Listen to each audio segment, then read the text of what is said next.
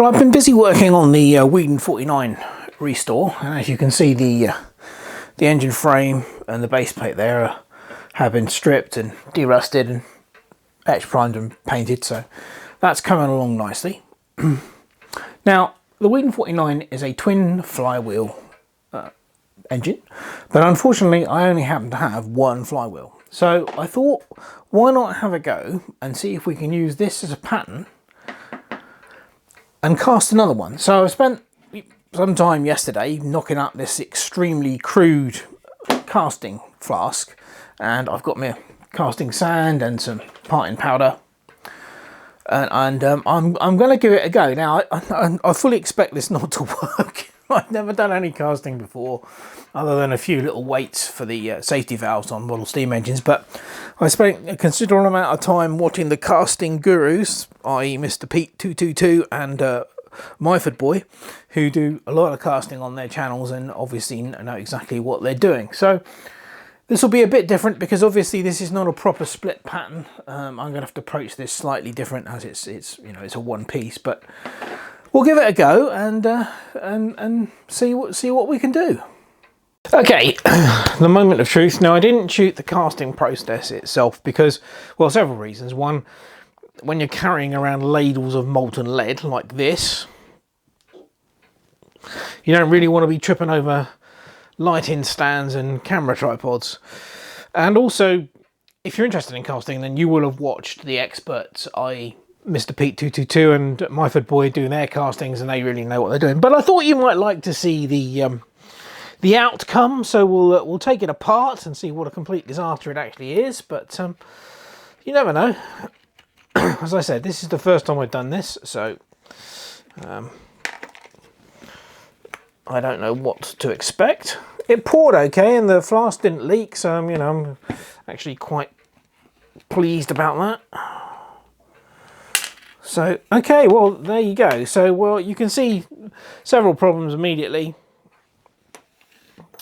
We've got a spoke, an entire spoke missing here, and only a partial spoke there. But, you know, for a first try, I'm not too unhappy with that. I mean, you know, this is all new to me, so let's take it away and to get rid of the sand. There we go. So I'll break the sand away from it and have a look at the actual what we got.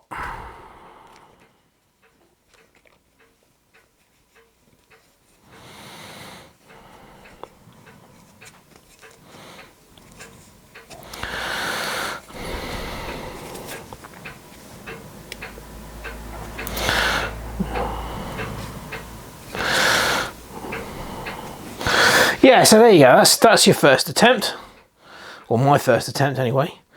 And no, I'm not too unhappy. I mean, obviously it's not usable, but you just melt it down and try again.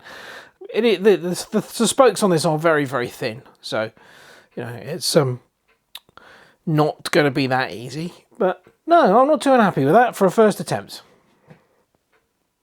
So after this first one, this is the first one I did.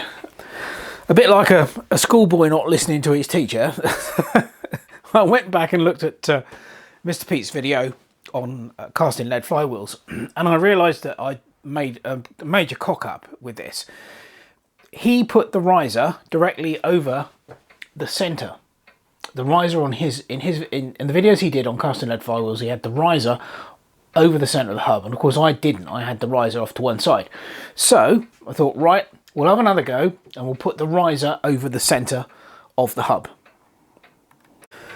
Now, although I didn't shoot any video while I was actually doing the casting process, I did take some still shots. So I'll put a montage of the still shots up now so that you can see, you know, give you some idea of what actually went on.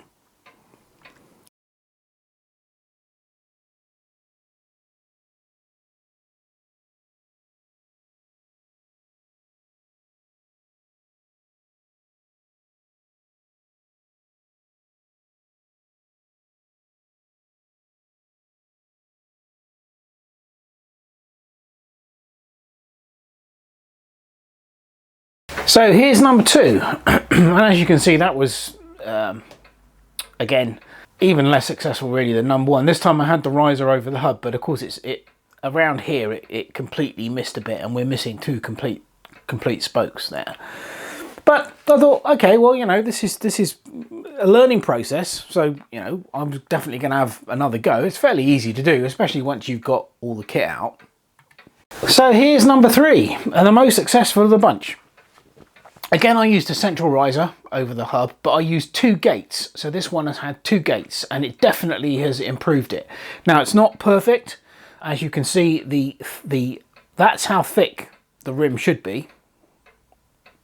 But as you come around here, you can see there's a section where the rim has not formed properly. But other than that, it's fine. All the spokes are there. You know, the hubs come out okay. So yeah, I think this kind of proves that it can be done using this technique. But anyway, I thought you might be interested. This is my first attempt at casting lead using sand, and you know, it's fun, and it just shows you what you can do on a small scale with, you know, a limited amount of space. So anyway, that's it for this first one.